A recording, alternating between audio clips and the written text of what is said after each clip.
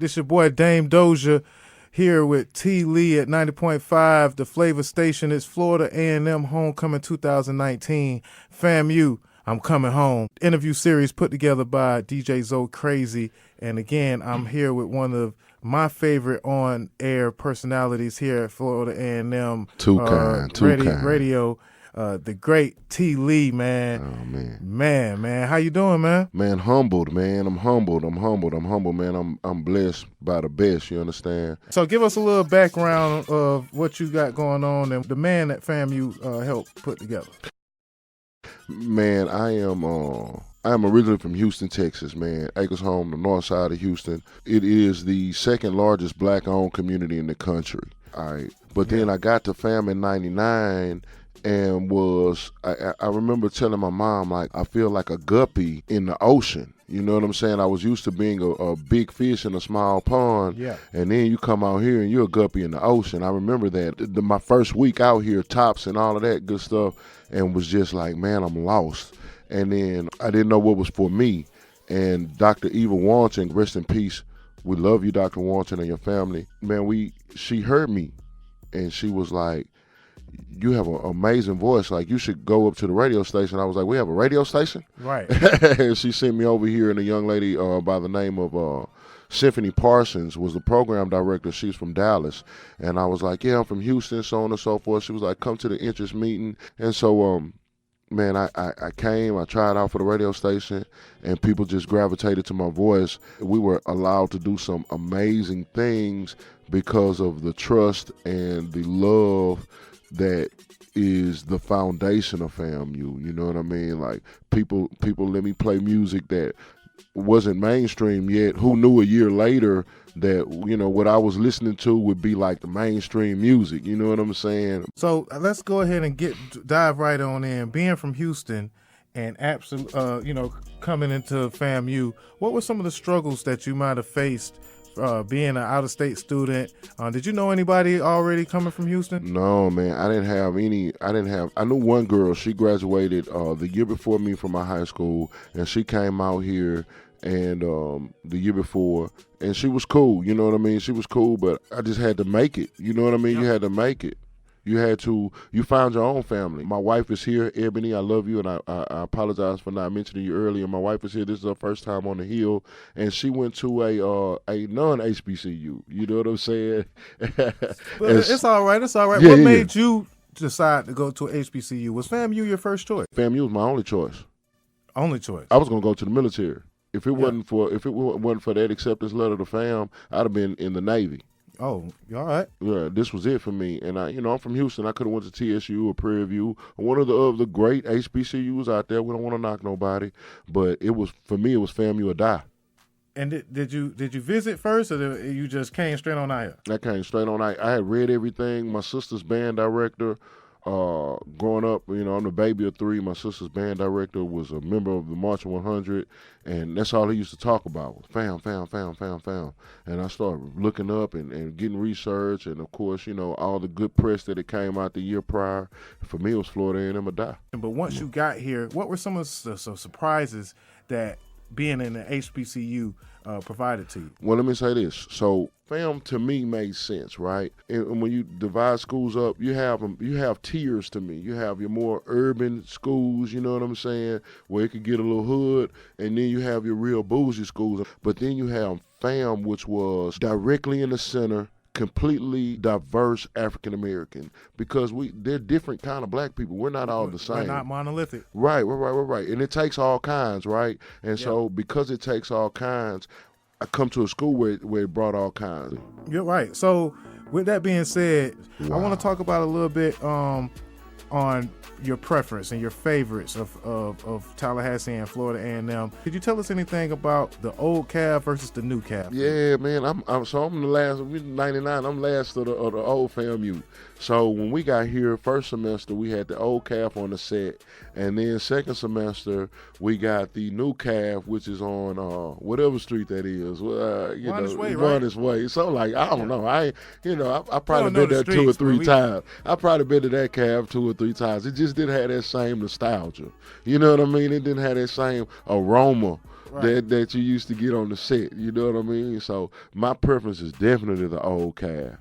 Of our generation, that spring semester was quite just different. It was just different than it ever been when we had Gorilla Thriller, Kappa Luau, Dip Week, Black Beach Week, you know what I'm saying, Spring Break, all those things in one.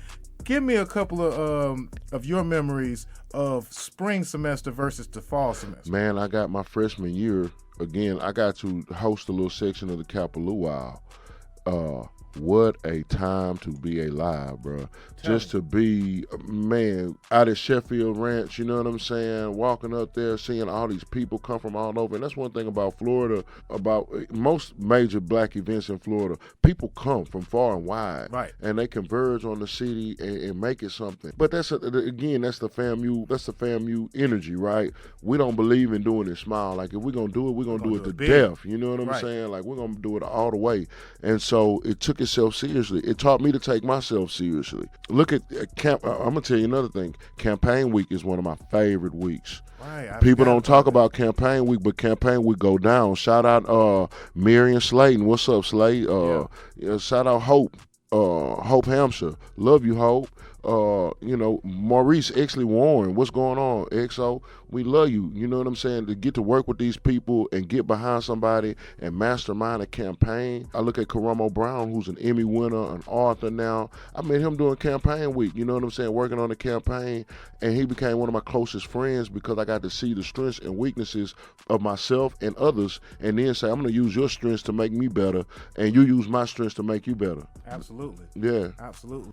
All right, so it's good seeing you, man. But one thing before we close, I know you might have heard about the freshman class of '99 and the contributions that we was able to put together with the endowment of $199,000 that we put to go towards the Florida A&M endowment. How does that make you feel to know that you're a part of a class that's doing it big like that and giving back in such a major way? Man, well, shout out to the committee, which I had the great pleasure of being able to serve on.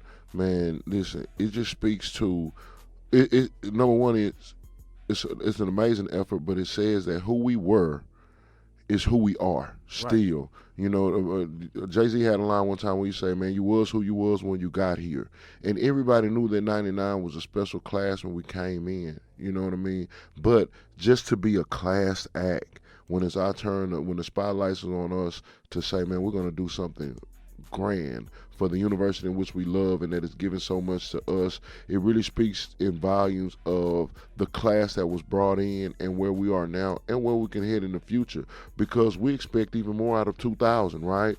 We expect a whole lot out of 2001, and so we just keep pushing ourselves to do more and more and better, and then keep pushing the university to do more and more and better and serve our community better. And that's how the family just takes over and spreads that infectious love that we have for the university to the world. I don't want to hear people in 10 years saying, oh man, FAM was a good university, I'm sad they shut down. Right. None of that. They done fell off. They done fell off. No. That's not what happened. And now it's time for the new energy to come in and do the work.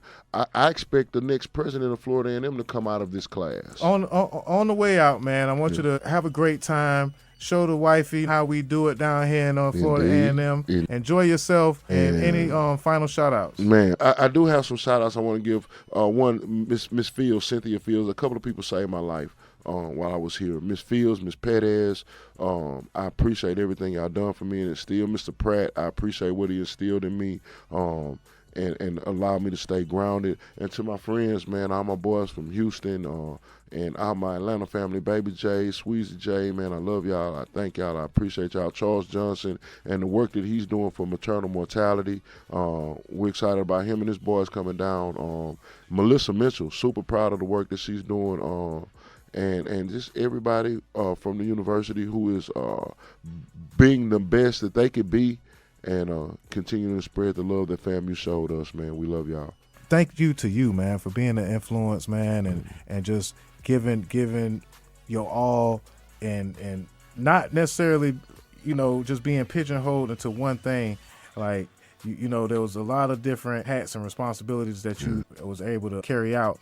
and I've been watching you, man, and here I am, absolutely doing what you was doing. So it was absolute pleasure to be able to interview you today, and we gonna party, man, and celebrate safely in the FAMU way. Well, good. Hey, man, I love y'all. And like I say, man, whether the weather be cold or whether the weather be hot, man, we'll be together whatever the weather, whether we like it or not, man. So y'all be good, and I hope to see y'all out and about, and drinks is on y'all. Yeah, so Florida A&M 90.5, the Flavor Station, FAMU, I'm Coming Home, Homecoming 2019, brought to you by DJ Zoe Crazy. I'm Dame Dozha here with T. Lee, and that's a wrap.